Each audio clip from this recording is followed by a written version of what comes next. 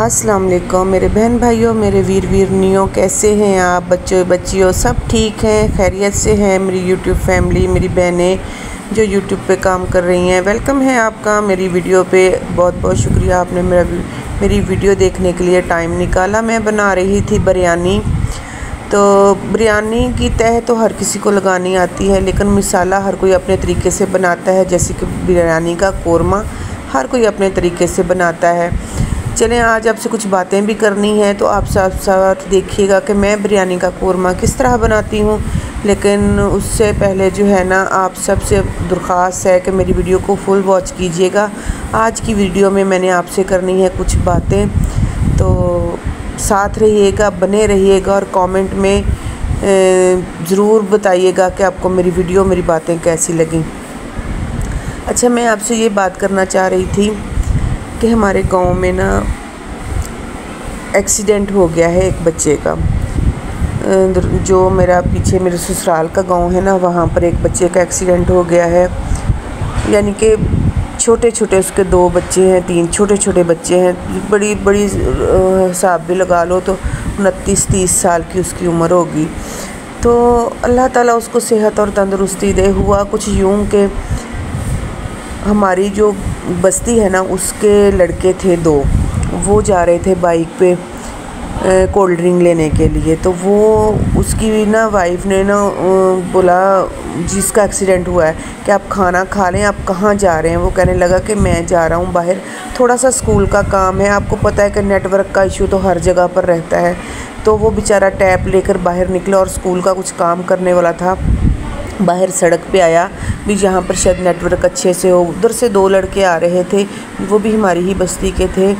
तो उन्होंने भी जानबूझ के कुछ नहीं किया, बस अल्लाह की करनी ऐसी होती है कि जो चोट तकलीफ़ दुख किस्मत में लिखा होता है वो मिलना ही होता है, हर हाल में मिलना होता है। और वो बेचारा खाना चारपाई पर रखा हुआ था और वो कहने लगा थोड़ा सा काम कर लूँ, ज़रूरी है, अभी करना है, तो मैं आता हूँ अभी। तो चारपाई पे खाना पड़ा रख के वो बाहर चला गया। जैसे बाहर निकला, काम कर रहा था, बच्चे ओवर स्पीड में थे, जैसे थे पता नहीं, उन्होंने फिर वो बाइक जो थी ना उसको जाके मारी। वो बैठा हुआ था या खड़ा था, अल्लाह बेहतर जानता है। तो जब उसको बाइक लगी तो वो बेचारा बुरी तरह गिर गया। इन बच्चों को भी चोटें लगीं, लेकिन ये था कि वो बेचारा इतनी उसको शदीद चोट लगी कि उसकी रीढ़ की हड्डी टूट गई। अब वो बच्चा उस दिन से कोमा में है। उसकी बीवी, उसकी माँ रो रो कर उनका बुरा हाल है। माँ बेचारी बार बार बेहोश हो रही है। उसकी इतनी तबीयत ख़राब है ना बच्चे की कि अगर ऑक्सीजन उतारते हैं तो उसका सांस बंद होने लग जाता है। दिल और दिमाग का कनेक्शन आपस में नहीं मिल रहा। डॉक्टर भी बस जवाब ही दिया हुआ है डॉक्टरों ने, बस वो कहते हैं ना, ज़िंदगी के दिन पूरे हो रहे हैं। तो मेरी अब आप सबसे अपील है कि आप सब बहन भाई जो मेरी वीडियो देख रहे हैं, जिस तक ये आवाज़ पहुँचे, सब उस बच्चे के लिए दुआ करें। तो आप सबका बहुत बहुत शुक्रिया होगा, मेहरबानी होगी, क्योंकि पता नहीं अल्लाह ताला किसकी दुआ कबूल कर ले, कौन है जो अल्लाह का नेक बंदा जिसकी अल्लाह ताला आवाज़ सुन ले। तो अभी वो हॉस्पिटल में दाखिल है, डॉक्टरों ने जवाब दे दिया हुआ है, कोमा में है बेचारा।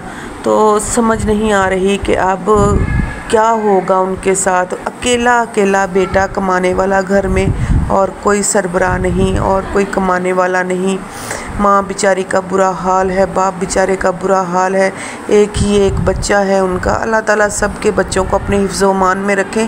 और थोड़ा सा एक मैसेज मैं देना चाहूँगी, जो बच्चे तेज़ बाइक चलाते हैं, ओवर स्पीड करते हैं, वो ये नहीं सोचते कि किसी का नुकसान भी हो सकता है, किसी का क्या अपना खुद का भी नुकसान हो सकता है।